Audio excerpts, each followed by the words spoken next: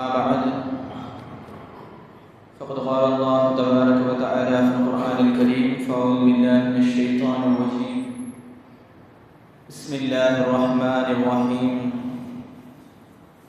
يا أيها الذين آمنوا اذكروا الله ذكرا كثيرا وسبحوه بكرة وأصيلا صدق الله العظيم.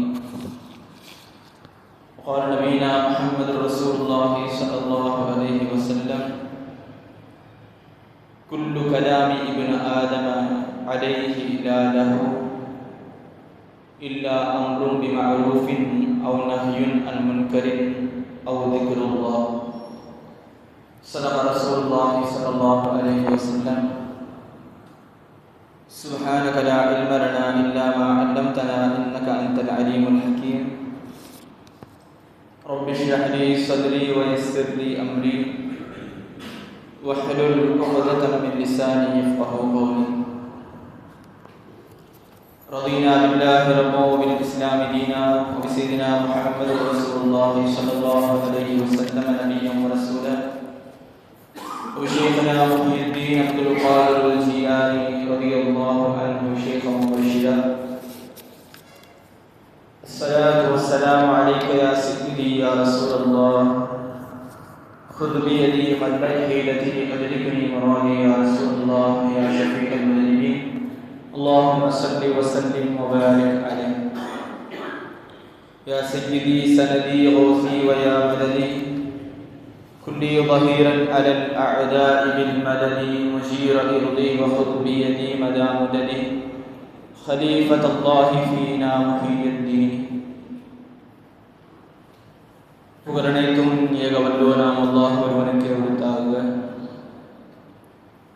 அவனின் சலாத்தும் சலாமும்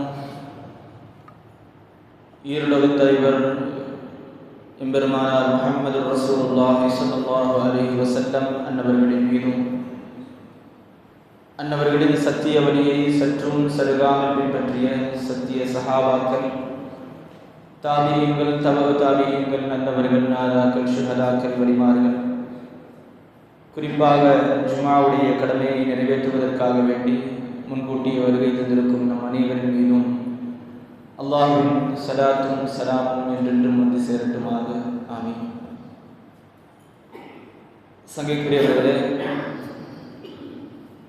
நாம் இருக்கக்கூடிய இந்த ஜுமா துல்காதா மாதத்துடைய 2வது ஜுமாவில் நாம் இருக்கிறோம். அல்லாஹ் தஆலா இந்த கண்ணியமான மாதத்தின் பொருட்டினாலும் இந்த ஜுமா நன்னாளின் பொருட்டினாலும் அல்லாஹ் தஆலா நம்முடைய நாட்டு திட்டங்களை நம்முடைய தேவைகளை நிறைவேற்றி தந்திருவானாக. நமக்கு வரக்கூடிய கஷ்டங்கள் சிரமங்கள் நெருக்கடிகள் நோய் நொடிகள் அனைத்தை விட்டும் பொறாமைக்காரர்களுடைய பொறாமை பார்வைகள் சூழ்ச்சிகள் அனைத்தை விட்டும் அல்லாஹ் தஆலா நம்மையும் நம்முடைய நாட்டு மக்களையும் இந்த உலகத்தில் வாழக்கூடிய முஃமினான முஸ்லிமான ஆண் பெண் அனைவரையும் அல்லாஹ் தஆலா பாதுகாத்திடுவானாக. சங்கைக்குரியவர்களே, நாம் இருக்கக்கூடிய இந்த மாதம் அஷ்ஹுருல் ஹுரும் இறைவனால் சங்கையாக்கப்பட்ட மாதங்கள் என்று சொல்லி 4 மாதங்களை அல்லாஹ் தஆலா குர்ஆனில் குறிப்பிடுகிறான். அதில் முதல் மாதத்தில் நாம் இருக்கிறோம். அடுத்து வரக்கூடிய நாம் இருக்கக்கூடிய இந்த துல்காதா, துல்ஹஜ், முஹர்ரம் இந்த 3 மாதங்களும் இறைவனால் கண்ணியப்படுத்தப்பட்ட மாதங்கள். இந்த மாதங்களில் நாம் செய்யக்கூடிய ஒவ்வொரு அமல்களுக்கும் நல்ல காரியங்களுக்கும் மற்ற நாட்களில் செய்யக்கூடிய அமல்களுக்கு கொடுக்கப்படக்கூடிய கூலியை விட பன்மடங்கு அல்லாஹ் தஆலா கொடுக்கிறார். அதிலும் குறிப்பாக இந்த மாதத்தில் நிறைவேற்றப்படக்கூடிய ஒரு அமல் துல்ஹஜ் மாதத்துடைய பிறை 9, 10, 11, 12 ஆகிய நாட்களில் நிறைவேற்றப்பட இருக்கிற ஹஜ்ஜுக்கான முன்னேற்பாடாக முன்பயணமாக ஹாஜிகள் புறப்படக்கூடிய மாதம் இது. நம்முடைய இந்திய திருநாட்டிலிருந்து வருகிற 14 அல்லது 17ஆம் தேதி முதல் விமானம் இந்தியாவிலிருந்து புறப்படுகிறது. இப்படி ஹஜ்ஜுடைய காரியங்களை முன்னெடுப்பதற்கான மாதம், அதிலும் குறிப்பாக ஹாஜிகளுக்கு அல்லாஹ் தஆலா கொடுத்திருக்கிற ஒரு பாக்கியம், இறைவனுடைய அழைப்பை ஏற்று அவர்கள் செல்லும் பொழுது அவர்கள் சொல்லக்கூடிய வார்த்தைகள், லப்பைக் அல்லாஹும்ம லப்பைக் லப்பைக் லா ஷரீக லக லப்பைக் இன்னல் ஹம்த வன் நிஅமத லா ஷரீக லக வல் முல்க் என்ற அந்த தல்பியாவை ஓதிக்கொண்டே செல்கிற அந்த பாக்கியம். இறைவா, நான் வந்துவிட்டேன், உன்னுடைய அழைப்பை ஏற்று நான் வந்துவிட்டேன் என்று ஹாஜிகள் இறைவனோடு உரையாடக்கூடிய அந்த வாய்ப்பை பெறுகிறார். அது மட்டுமில்லை, அவர்கள் செய்யக்கூடிய ஒவ்வொரு விஷயமும் அவர்களுடைய நாவை சார்ந்தது. அது மட்டும் இல்லாமல் நாம் செய்யக்கூடிய ஒவ்வொரு அமலும் சரி, நல்ல காரியங்களில் செய்யக்கூடிய அமல்களில் முதல் இடத்தில் இருக்கக்கூடிய ஒரு உறுப்பு, நம்மால் அதிகமான அமல்கள் செய்யப்படக்கூடிய இடம் எது என்று சொன்னால் நம்முடைய நாவு. அதிகமான அமல்கள், அது நல்லதாக இருக்கட்டும் கெட்டதாக இருக்கட்டும், நாவு சரியாகிவிட்டால் எல்லாம் சரியாகிவிடும், நாவு கெட்டுவிட்டால் எல்லாம் கெட்டுவிடும் என்ற அளவிற்கு லுக்மான் ஹக்கீம் அலைஹிஸ்ஸலாத்து வஸ்ஸலாம் அவர்கள் சொல்கிறார். அப்படி இந்த நாவில் என்ன இருக்கிறது? அதிகமான அமல்களை செய்ய வைப்பதும் அதுதான், அதிகமான பாவங்களை செய்ய வைப்பதும், ஃபித்னா ஃபசாதுகளை ஏற்படுத்துவதும் அதுதான். அதை பற்றி தான் ரசூலுல்லாஹி ஸல்லல்லாஹு அலைஹி வஸல்லம் அவர்கள் சொன்னார்கள். ஒரு சஹாபி, யா ரசூலுல்லாஹ், எனக்கு நசீஹத் செய்யுங்கள், எனக்கு உபதேசம் செய்யுங்கள் என்று சொல்லும் பொழுது ரசூலுல்லாஹி ஸல்லல்லாஹு அலைஹி வஸல்லம் அவர்கள் எந்த ஒரு வார்த்தையும் சொல்லாமல் அவர்கள் செய்த முதல் வேலை நாக்க பிடிச்சு காட்டிட்டு சொன்னாங்க, இதை பாதுகாப்பாக வச்சுக்கணும். இன்னொரு ரிவாயத்தில் வரக்கூடிய செய்தி, யார் தன்னுடைய 2 தாடைகளுக்கும் மத்தியில் இருப்பதையும் தன்னுடைய 2 தொடைகளுக்கும் மத்தியில் இருப்பதையும் பேணி பாதுகாக்கிறாரோ அவர் சோனம் செல்வதற்கு நான் பொறுப்பேற்கிறேன் என்றார்கள் பெருமானார் ஸல்லல்லாஹு அலைஹி வஸல்லம். அந்த அளவிற்கு இந்த நாவு என்பது மிகவும் பேண வேண்டிய ஒரு பொருள். அதிகமான அமல்கள் நடக்கக்கூடிய ஒரு இடம் நம்முடைய நாவு. உதாரணத்திற்கு நம்முடைய தொழுகை, அந்த தொழுகையில் மற்ற செயல்களை விட தஸ்பீஹ்களும் திக்ருகளும் தக்பீர்களும் தான் அதிகமாக இருக்கிறது. நாம் ஓதுவதாக இருந்தால் அதிலும் கூட நம்முடைய நாவு தான் பயன்படுத்தப்படுகிறது. தஸ்பீஹ் செய்வதற்கும் இறைவனை புகழ்வதற்கும் நாவினால் செய்யப்படக்கூடிய அமல்களில் ஆக சிறந்தது குர்ஆனை ஓதுவது, திலாவத்துல் குர்ஆன். அது திலாவத்துல் குர்ஆனுக்கு அடுத்தபடியாக ஒரு அமல் இருக்கும் என்று சொன்னால் அது திக்ருல்லாஹ், அல்லாஹ்வை திக்ர் செய்யக்கூடிய ஒரு அமல். இப்படி பல்வேறு கோணங்களில் நம்முடைய நாவு என்பது நம்மை நல்லதின் பக்கம் கொண்டு செல்லக்கூடியதாகவும் இருக்கிறது. அதே நேரத்தில் பாவத்தின் பக்கம் அழைத்து செல்லக்கூடியதாகவும் இருக்கிறது. ரசூலுல்லாஹி ஸல்லல்லாஹு அலைஹி வஸல்லம் அவர்கள் சொல்லும் பொழுது இப்படி ஒரு வார்த்தையை சொல்றாங்க,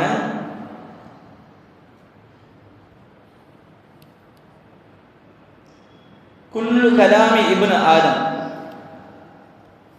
ஆதமுடைய மகனுடைய ஒவ்வொரு வார்த்தையும் அலைஹி, அவனுக்கு மிகவும் பெரிய ஒரு பாதிப்பை ஏற்படுத்தக்கூடியது. அவனுடைய வார்த்தைகள் ஒவ்வொன்றும் அவனுக்கு எதிராக செயல்படக்கூடியது. லா லஹு, அவனுக்கு எந்த ஒரு பிரயோஜனத்தையும் தராதது. ஒரு மனிதன் பேசக்கூடிய ஒவ்வொரு வார்த்தையும் சரி, அவனுக்கு பாதகத்தை தான் அதிகமாக தரும், சாதகமான விஷயங்களை நன்மைகளை தருவது மிகவும் குறைவு என்பதாக ரசூலுல்லாஹி ஸல்லல்லாஹு அலைஹி வஸல்லம் அவர்கள் சொல்கிறார். இல்லா அம்ரும் பிமஅரூஃபின், அந்த நாவை கொண்டு பிறருக்கு நன்மையை ஏவினாலே தவிர, அவ் நஹ்யுன் அன் முன்கரின், பிறருடைய தவறுகளை திருத்தி கொடுத்தாலே தவிர, அவ் திக்ருல்லாஹ், அல்லது அந்த நாவை கொண்டு அல்லாஹ்வை திக்ர் செய்தாலே தவிர, அல்லாஹ்வுடைய ரசூல் மீது ஸலவாத் சொன்னாலே தவிர. இந்த 3 விஷயங்களை அல்லாமல் நாம் பேசக்கூடிய நம்முடைய நாவிலிருந்து வரக்கூடிய ஒவ்வொரு வார்த்தைகளும் நம்மை பாதிக்கக்கூடியது, நம்முடைய வாழ்க்கையில் பெரிய ஒரு சோதனையை ஏற்படுத்தக்கூடியது. இமாம் கஸாலி ரஹ்மத்துல்லாஹி அலைஹி அவர்கள் இஹ்யா உலூமுத்தீன் என்ற கிதாபில் ஆஃபாத்துல் லிசான், நாவினுடைய விபரீதங்கள் என்று சொல்லி ஒரு பெரிய பட்டியலை இடுகிறார்கள். அதுக்கு பல தலைப்பு வச்சிருக்கிறார்கள். கிட்டத்தட்ட 20க்கும் மேற்பட்ட தலைப்புகள். நாவினால் என்னென்ன தீங்குதல்கள் வருகிறது என்று 20 தலைப்புகளின் கீழ் சொல்ல போனால் அந்த கிதாபிலேயே அதிகமான பக்கங்கள் அதில் தான் இருக்குது. அந்த அளவிற்கு நாவுடைய விபரீதங்களை பற்றி விவரிக்கிறார்கள் இமாம் கஸாலி ரஹ்மத்துல்லாஹி. அதனால்தான் ரசூலுல்லாஹி ஸல்லல்லாஹு அலைஹி வஸல்லம் அவர்கள் சொல்லுவார்கள், லா துகஸ்ஸிரில் கலாம், நீங்கள் பேச்சை அதிகப்படுத்தாதீர்கள், பிகைரி திக்ரில்லாஹ், அல்லாஹ்வுடைய திக்ரை கொண்டே தவிர, அதாவது அல்லாஹ்வுடைய திக்ர் அல்லாமல் மற்ற வீண் பேச்சுகளை அதிகமாக பேசாதீர்கள். ஃபின்ன கஸரத்துல் கலாமி பிகைரி திக்ரில்லாஹி கஸ்வத்துல் குலூப், அல்லாஹ்வுடைய திக்ர் அல்லாமல் நீங்கள் பேசக்கூடிய வார்த்தைகள் அனைத்தும் உங்களுடைய உள்ளத்தில் கஸ்வத்தை, அதாவது நெருக்கடியை, மன நெருக்கடியை ஏற்படுத்தும், உள்ளத்தை இறுக்கிவிடும். فإن أبعد الناس من الله القلب القاسي, இறைவனை விட்டும் தூரமாக இருக்கக்கூடிய ஒரு அடியான் யார் என்று சொன்னால் இதயம் இறுகி போனவன். அந்த இதய இறுக்கம் எதனால் வருகிறது? நம்ம அதிகமாக பேசுறதுனால. அதிகமான பேச்சுக்கள் நம்முடைய உள்ளத்தை இறைவனுடைய சிந்தனையை விட்டும் திருப்பி விடுகிறது.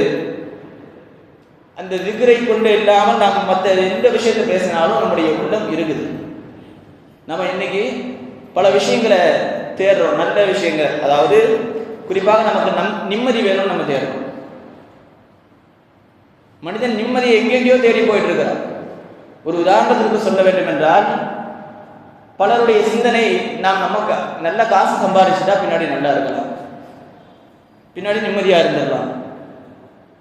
நாம ஒரு வியாபாரத்தை, ஒரு பிசினஸை செட் பண்ணிட்டோம் அப்படின்னு சொன்னா பின்னாடி சந்தோஷமா இருந்துக்கலாம், நிம்மதியா இருந்துடலாம். இன்னும் பலருடைய சிந்தனை, நம்மை நல்ல முறையில் பார்த்து கொள்ளக்கூடிய ஒரு துணை அமைந்து விட்டால் பின்னால் உள்ள வாழ்க்கை சந்தோஷமாக இருக்கும். இப்படி ஒவ்வொரு விஷயமா போயிட்டே இருக்குது. நிம்மதியை தேடி மனசை போயிட்டே தான் இருக்கு. அப்படி போய் கடைசியில இப்ப பெரும்பாலும் நடக்கிற ஒரு விஷயம், நம்ம இந்த உலகத்தை விட்டு போயிட்டா நிம்மதியா இருக்கணும்னு நினைக்கிற நிறைய பேர் வந்துட்டாங்க. எத்தனையோ செல்வம் படைத்தவர்களுக்கு கூட தற்கொலை செய்து கொள்ளக்கூடிய ஒரு நிலை நம்ம. பெரிய நகைக்கடை ஓனர், ஆனால் தற்கொலை. இப்படி நிம்மதியை தேடி எங்கெங்கேயோ போயிட்டு இருக்கிறாங்க. கடைசியில நம்ம இந்த உலகத்தை விட்டு போயிட்டா நிம்மதியா இருந்தெல்லாம் நினைக்கிறாங்க. அதில் சீனா இப்னு அப்பாஸ் ரலியல்லாஹு அன்ஹு கேட்கப்படுகிறது, ஒரு மனிதனுக்கு நிம்மதி எங்கு கிடைக்கும், எப்ப கிடைக்கும்? இப்னு அப்பாஸ் ரலியல்லாஹு அன்ஹு அவர்களிடத்தில் கேட்கப்படக்கூடிய அந்த கேள்விக்கு அவங்க சொன்ன பதில், ஒரு மனிதன் எப்பொழுது சொர்க்கத்தில் கால் வைக்கிறானோ அப்பதான் அவனுக்கு நிம்மதி. ஒரு மனுஷன் எப்ப சொர்க்கத்துல காலை வைக்கிறானோ அப்பதான் நிம்மதி. அதற்கு முன்னால் எல்லாமே சோதனை. இந்த உலகத்தை விட்டு போயிட்டா, கபருக்கு போயிட்டா நிம்மதியா இருந்தெல்லாம் நினைக்கிறாங்க. கபருலையும் கேள்வி இருக்குது, கபருலையும் அதாப் இருக்குது.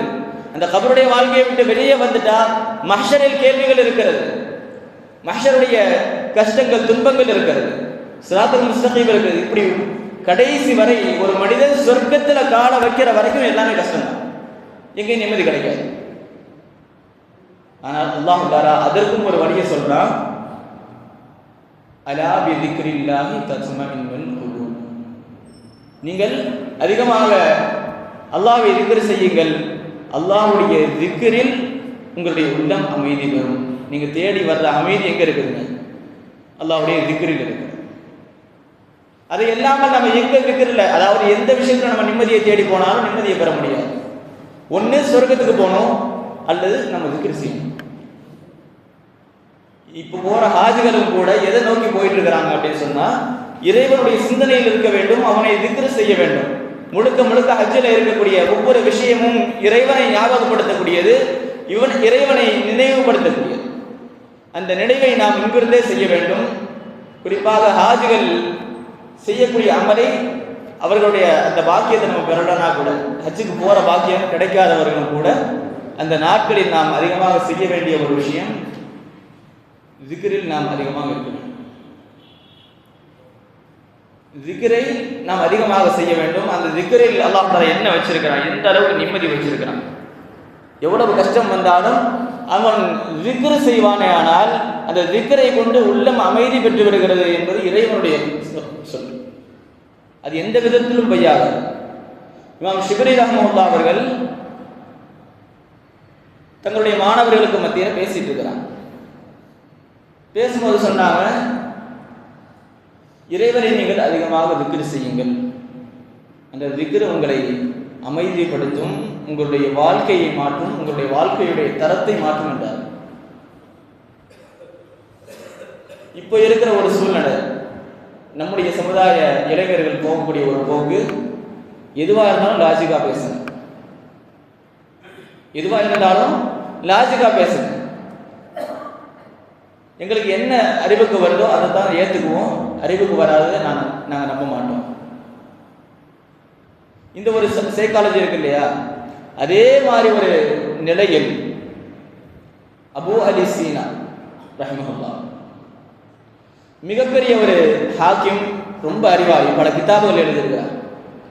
அவர்கள் அந்த மஜ்லிஸுக்கு முன்னாடி இருக்கக்கூடிய நிலையை பற்றி பேசுகிறார், பின்னாடி இருந்த நிலை வேற. அந்த மஜ்லிஸில் உட்கார்ந்து கேட்குறாங்க, அது எப்படி திக்ர் செஞ்சா எப்படி மனசுக்கு நிம்மதி கிடைக்கும்?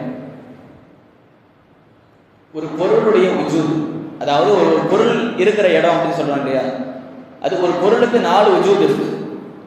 ஒன்று அது யதார்த்தத்தில் இருக்கக்கூடிய இடம், இரண்டாவது, அதாவது அந்த சைக்காலஜி பேசுறவங்க இப்படி தான் பேசுவாங்க, 4 பாயிண்டை வச்சுட்டு அதுக்குள்ளே பேசுறவங்க இருப்பாங்க. அதில் இவங்க சொல்றாங்க 4 விஷயம், அந்த 4 விஷயத்தில் ஒரு பொருள் அடங்கிவிடும் என்பதாக சொல்லுங்க. முதல் விஷயம் என்ன, அந்த பொருள் யதார்த்தத்தில் இருக்கக்கூடிய ஒரு நிலை.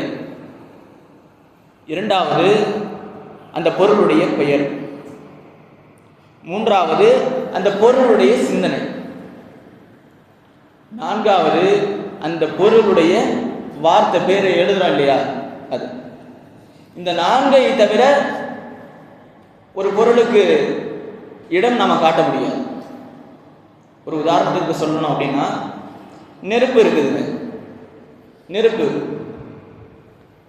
பற்ற வைக்கிறாங்க, எரியுது, நம்ம பார்க்குறோம், அதான் நெருப்பு நம்ம சொல்லுவோம்.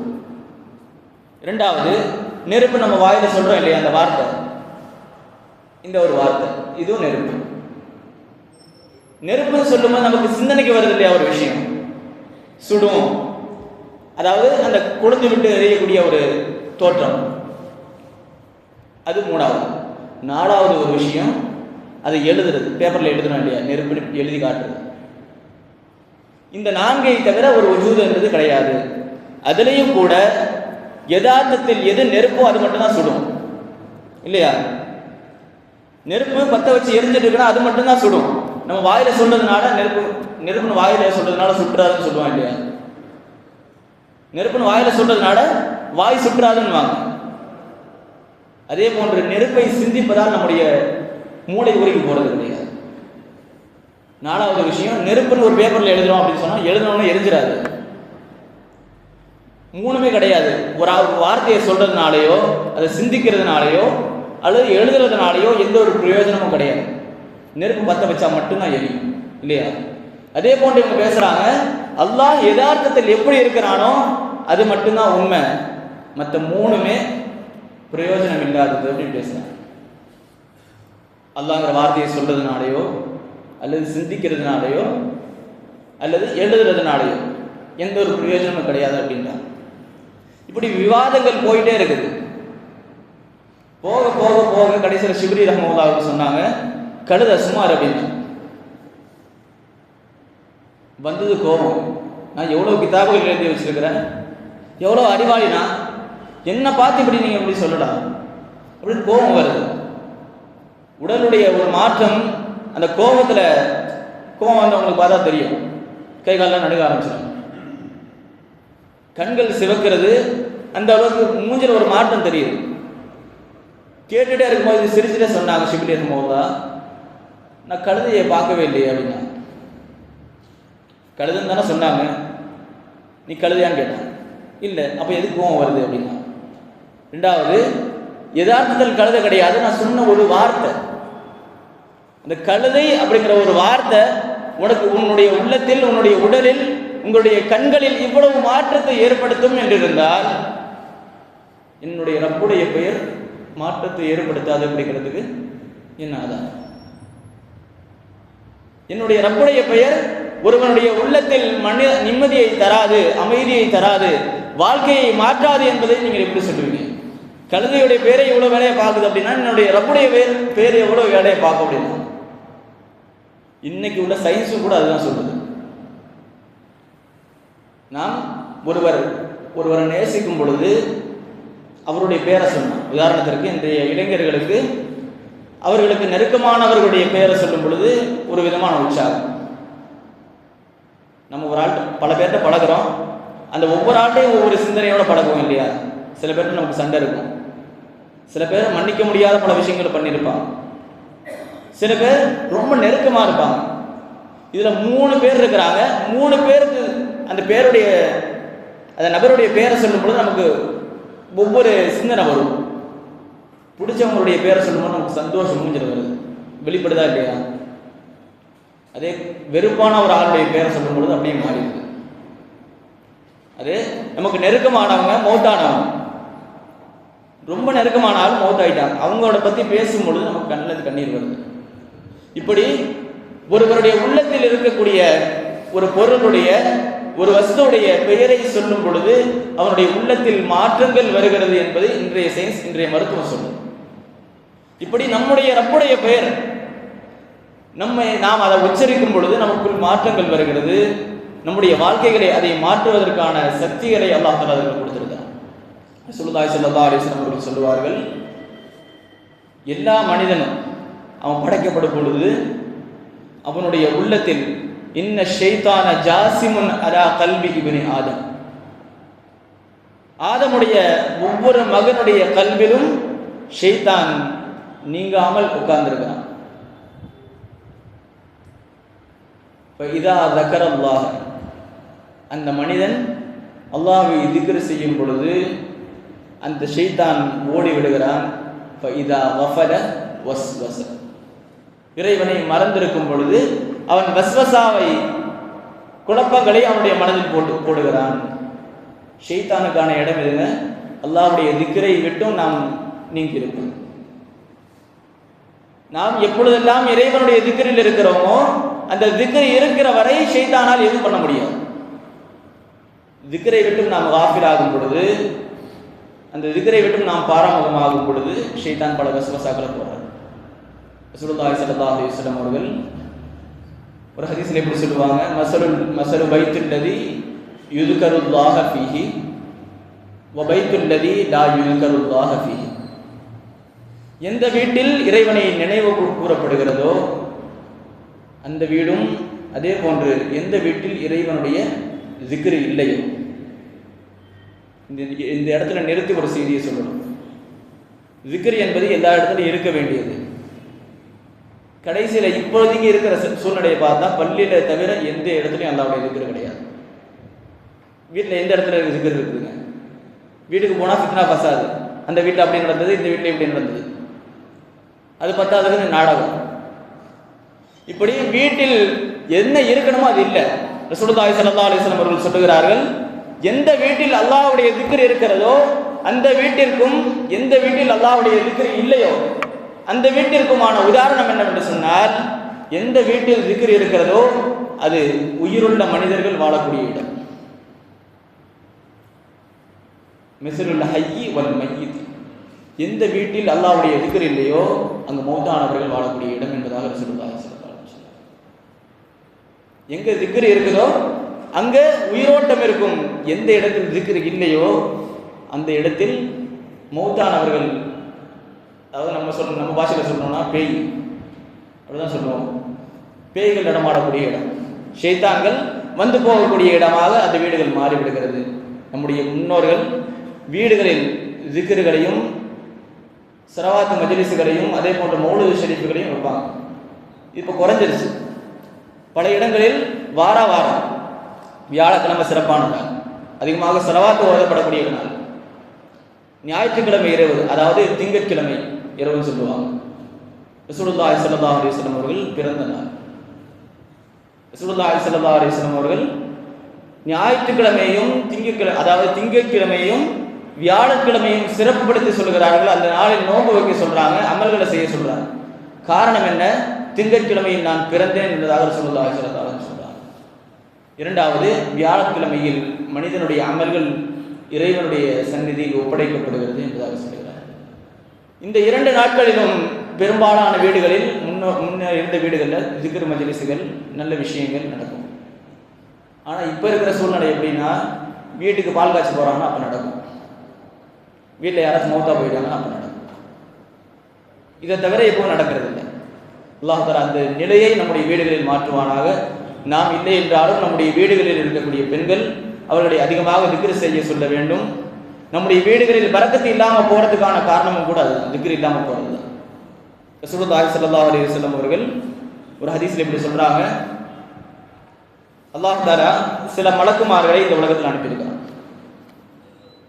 அந்த மலக்குமார்களுக்கான வேலை என்னவென்று சொன்னால், எந்த இடத்தில் இறைவனுடைய திக்ர் நடக்கிறதோ, இறைவனுடைய திக்ர் மஜ்லிஸ்கள் எங்கே நடக்குதோ அங்கே போய் கலந்துக்கணும் அப்படிங்கிறது தான் அந்த மலக்குமார்களுடைய வேலை.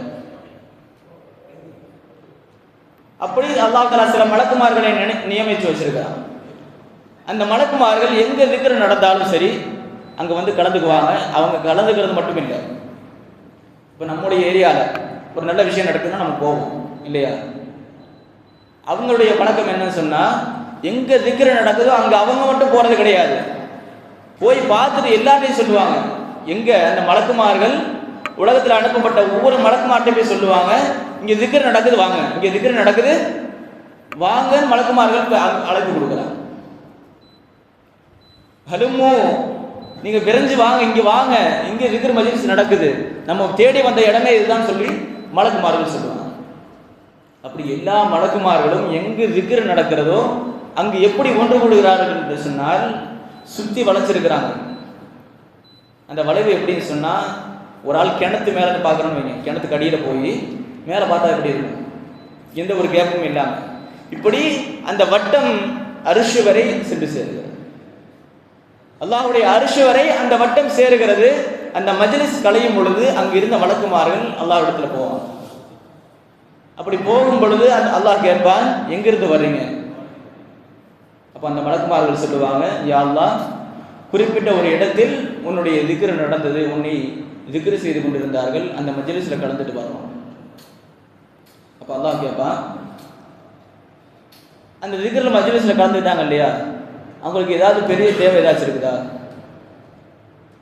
அப்போ மலக்குமார்கள் சொல்லுவாங்க, யா அல்லாஹ், அவர்கள் உன்னுடைய சொர்க்கத்தை தேடுறாங்க, உன்னுடைய பொருத்தத்தை தேடுறாங்க. அப்போ அல்லாஹ் கேட்பான், அவங்க சொர்க்கத்தை பார்த்ததுண்டா?